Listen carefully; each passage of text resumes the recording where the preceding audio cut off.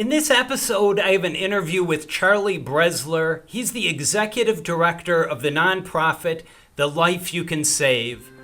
This is All in One with Bill Holiday. We discuss financial planning issues, investing, taxes, estate planning, insurance, retirement planning. And I am doing a series of interviews about effective altruism and utilitarianism.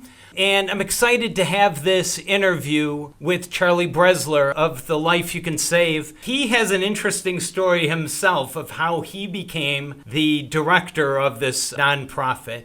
Let's go to the interview. All right. Well, Charlie, thank you very much for joining me today. My pleasure. I really appreciate it. You have an interesting story too. Do you mind just talking a little bit about your story, how you became the director of The Life You Can Save? Sure. I don't know where to begin exactly, but I guess if you really want to get the whole story, you could read the afterword in the updated edition of The Life You Can Save. We have a 10th anniversary edition, and you can download the celebrity read audiobook from our website, thelifeyoucansave.org, or you can download the ebook from Amazon for 99 cents. Or if you write me, I probably will be able to get you a hard copy of the updated book. But the only reason I mentioned the book, other than loving for people to read it, The Life You Can Save, that is that I wrote an afterword about my own journey to get to be the executive director of The Life You Can Save. But I can tell it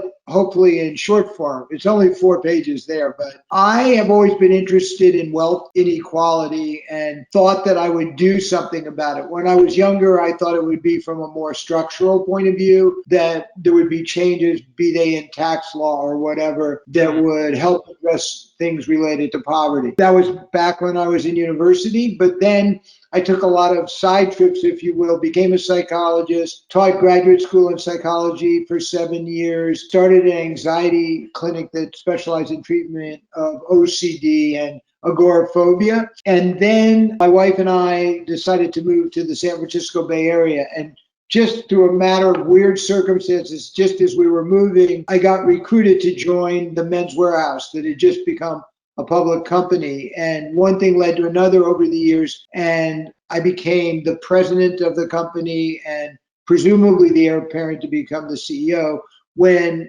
back in 2008, I decided, wait a second, I'm not getting any younger. I'm 59 years old. I believe that's what I was. I better get off of this treadmill I got on accidentally and try to do something that has more social value than selling suits. So I did a couple of interesting things while still consulting for the Men's Warehouse, but not being a day-to-day employee. And in 2012, I read Peter Singer's The Life You Can Save, which he had written in 2009, which I just referred to. We updated for the 10th anniversary last year. And it hit me that I actually was reading about the very things I've been thinking about a long time, about my moral obligation to help people living in poverty. And I wrote Peter Singer an email. He's a professor at Princeton, 1 semester a year, and then lives in Melbourne, Australia, the other semester, and summer or winter, his summer.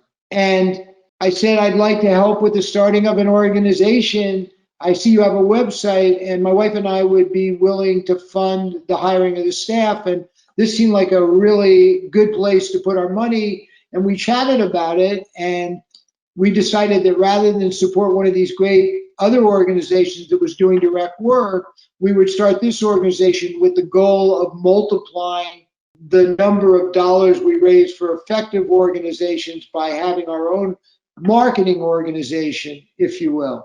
And so Peter and Diana, my wife and I agreed, and we put in a substantial amount of money, and that was 7 years ago. And I guess you could say that's how I became executive director of Peter's The Life You Can Save. Yeah, that's great. You took a real turn from a solid career into totally helping a lot of people. Well, I took a few career turns because I went from being kind of a tennis pro to being a psychologist to being a business person to this other thing that I'm doing. And I just feel so privileged that I'm able to work with Peter Singer and our team to help promote these great nonprofits that are doing amazing work, as well as promoting the ideas in Peter's book, The Life You Can Save. Yeah, could you talk a little bit about if you have a little summary for effective altruism or utilitarianism, just to get people up to speed with what your organization is moving towards? Yeah. Well, we don't think of ourselves necessarily as effective altruists, but Peter does. But I won't get into the nuances. But basically, the similarity between effective altruists and people on our team, we ask the question, how can you do the most good? And we feel a sense of obligation to use our personal and financial resources to do things that we think are highly effective. So we answer the question, how to do the most good, by curating nonprofits that have a really, really effective, high impact work on people living in extreme poverty. These nonprofits empower livelihoods, they save lives, many of them, and they reduce suffering among this group of people. There are about 734 million people in the world that live on less than $1.90 a day US, which means that if they were in the US, it would be $1.90 and they'd be trying to live on that. And you can imagine what that would be like. We support 22 organizations that are making these interventions in the developing world. So in general, effective altruists ask the question, how to do the most good, and not all of them answer the question the same way. Some people believe that saving the lives of people who've not yet been born is the way to do the most good. So they're doing things like protecting against misuse of artificial intelligence, or working in the area of climate change, or working in the area of anti-nuclear weapons, or a number of things that could come under the heading of preventing extinction risk, if you will.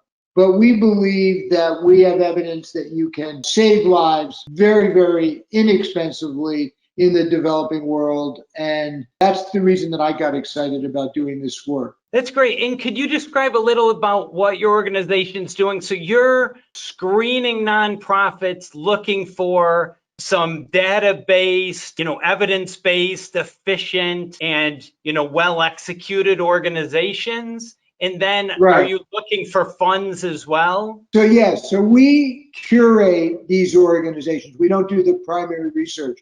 So we curate these organizations, and currently we have 22 on our website that we believe make among the most cost-effective, highly impactful interventions in the developing world, where a dollar goes quite far, as your listeners I'm sure know. So a lot of this is all about impact per dollar spent. We spend money that we raise for the Life You Can Save to make money or to get money for these recommended nonprofits. So, for example, last year we raised approximately $13 million on a spend of approximately $800,000. So, if you think of us as a marketing idea promotion organization, last year it was Peter's book, and again this year it's Peter's book that we're trying to distribute as widely as possible, as well as standard strategies for getting traffic to our website. We're, in essence, marketing the idea of effective giving, high impact giving, and one's obligation to help. We're marketing that idea, but more specifically, we're trying to raise money for these 22 recommended nonprofits. That's super. And I saw it's quite a wide variety of organizations. I know, like GiveWell, I love their idea, but it's really limited to malaria, Africa. It's a limited scope. And I like your broader, I guess, addressing clean water, hunger, women and girls issues. And I even saw there is a climate change, animal welfare mention in there as well. It's pretty broad. We do have a much broader list than GiveWell. GiveWell is a great research organization, and we curate nonprofits from GiveWell's list, but we also have a broader list than GiveWell. We do not have an explicitly climate change nonprofit right now. I just want to be clear about that. And that's, I think that's something that we should have that we don't have. And we hope to raise more money for the Life You Can Save to hire a professional research/curator. One of the things we would probably do very quickly is add a nonprofit that specializes in climate change. So we don't have one as of now, but we do have nonprofits that empower women's livelihood and put them in groups of people to start small businesses, and there's tremendous evidence that this is highly effective. These programs are called graduation programs, and we support the One Village Enterprise that you can see on our website, which is putting these women in groups. There's another one called Living Goods, where women go around and sell valuable health products that are hard to get in rural areas. And so it's a win-win because they make money by selling the health products, but they sell them inexpensively so that the people can get them, be it a thermometer during COVID times or things like that. We also support a nonprofit called Against Malaria Foundation that distributes bed nets in Africa.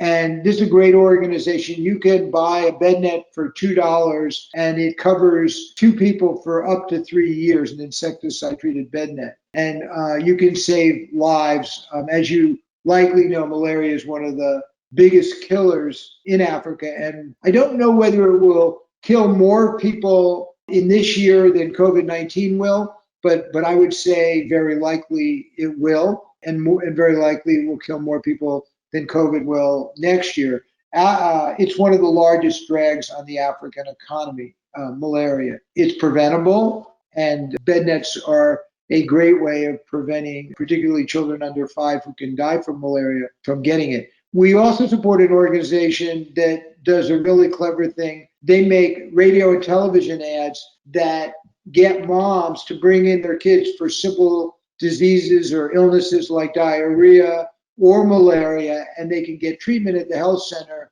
And they save lives in a highly cost-effective way by giving the moms the information that they need to know that they need to bring their child to a healthcare center. It's a very clever, very effective intervention that's also been proven by a randomized controlled trial, which is, you probably know, is the gold standard in medicine for proving that a treatment, or at least suggesting that a treatment, is very, very effective. So a variety, as you say, Billy, a variety of organizations across the spectrum.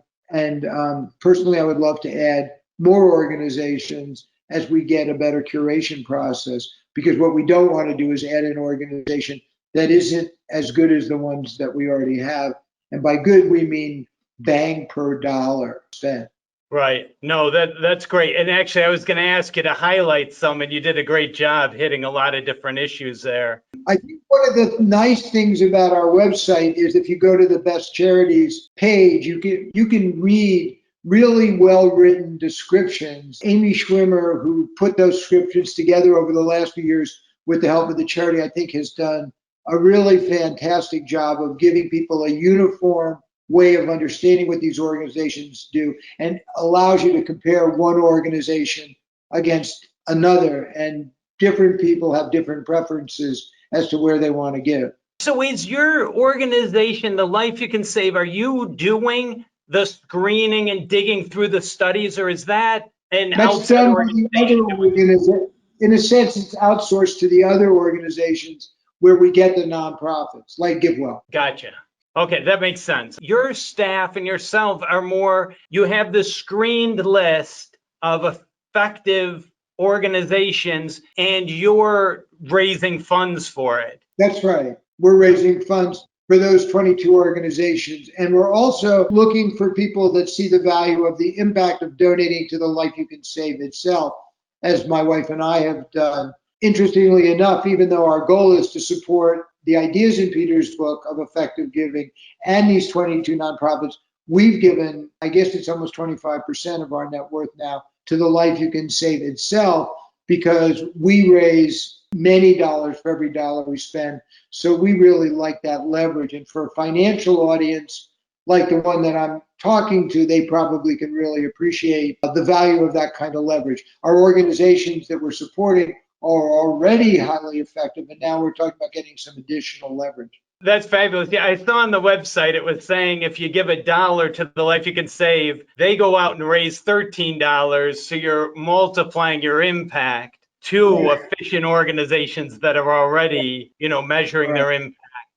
And if we got to a point where we had no room for more funding, then obviously we wouldn't be fundraising for the Life You Can Save anymore. But we believe that we could increase our budget, probably more than double our budget, definitely more than double our budget on an operating basis each year and still create that kind of leverage. I mean, we just had our retreat and we were going over our numbers just the other day. And as of now, we're up in donations quite a lot because of the launch of the book and people reading the book. And we have a really nice increase going on for money we're raising for our recommended nonprofits. That's great. And when you mentioned that there's randomized, studies with control groups, is that a requirement of these organizations, or that's just a pretty prevalent standard? It's a prevalent standard for when it can be done. It's very expensive to do randomized controlled trials. Like you interviewed IPA,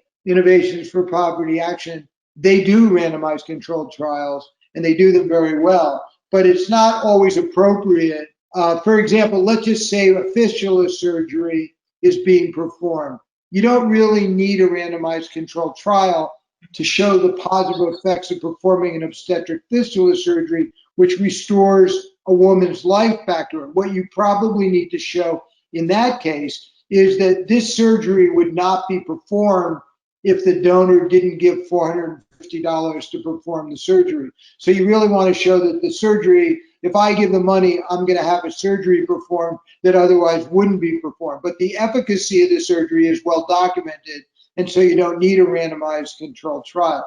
Yeah, no, that makes a lot of sense. And I know, I mean, I was inspired too listening to Peter Singer's TED Talk and some of his interviews just about the sacrifice or the amount a lot of people are giving. It's really inspiring. I imagine there's a lot of flexible ways people can give to make it easy for people. Yeah, I mean, people can give from their donor advised funds, people can give stock.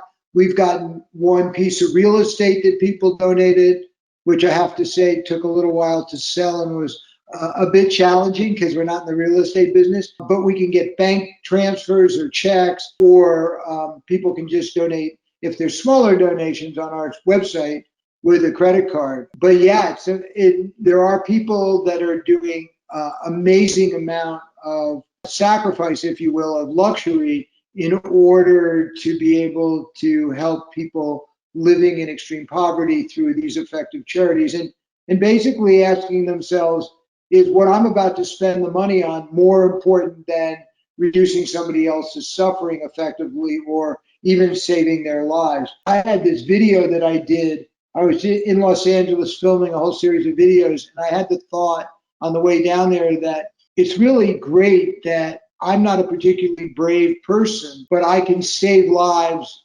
almost from the comfort of my own living room, if you will. Right. If you go to our website, the homepage, somewhere down in the middle of the homepage is you see this bravery video.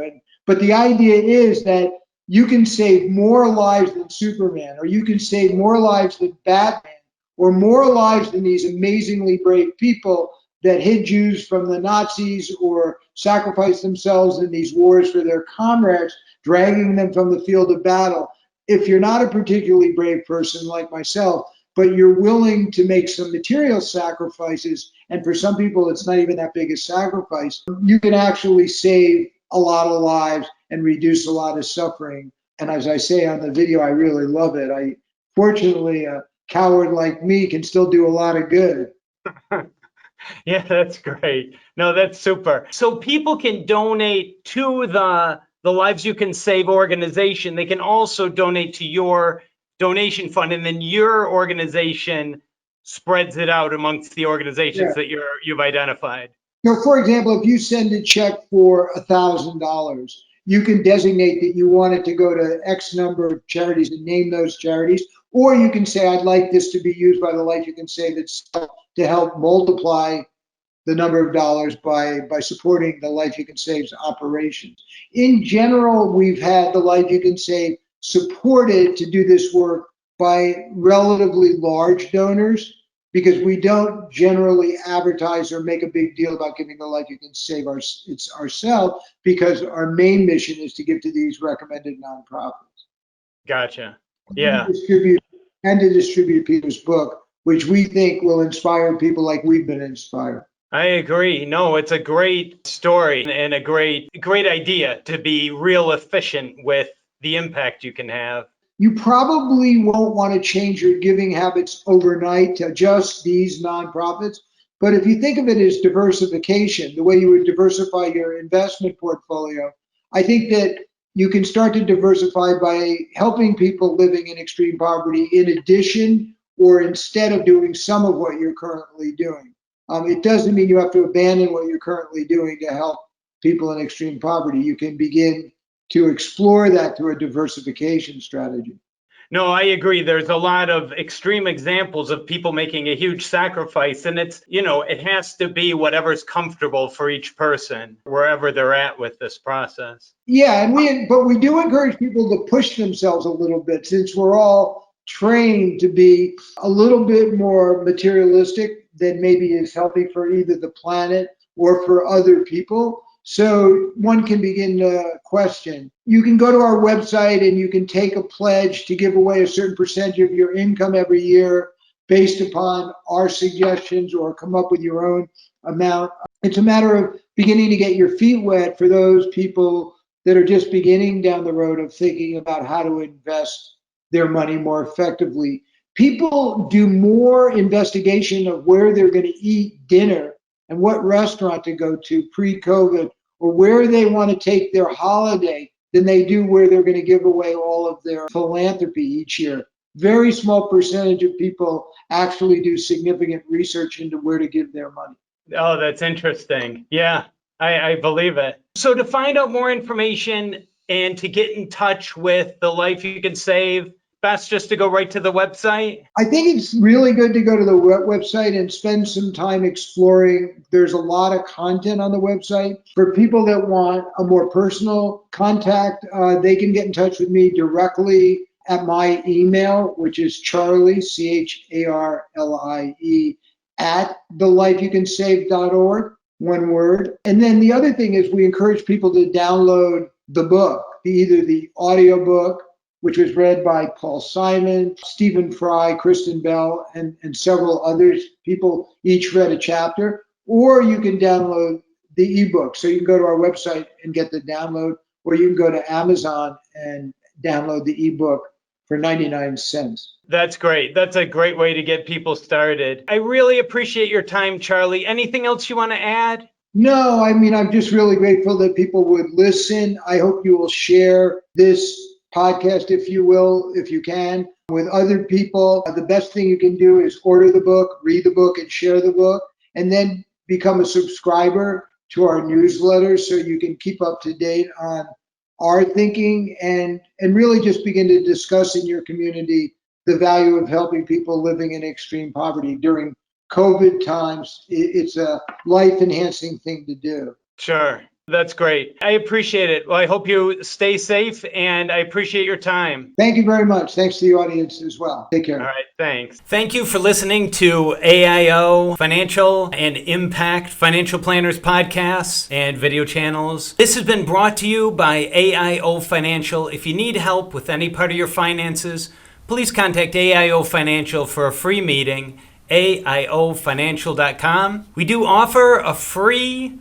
Sustainable Responsible Impact Investing ebook that you can get at impactfinancialplanners.com/SRI ebook. I appreciate any comments, questions, suggestions that you have. You can comment where you find this, our video, our podcast, blog, or you can find our contact information on our website, AIOfinancial.com. And if you do like these videos, podcasts, this information, please subscribe to our channel, leave a rating, share, comment. It all helps so that other people can discover this. All right, I hope you are staying well, and again, thanks a lot.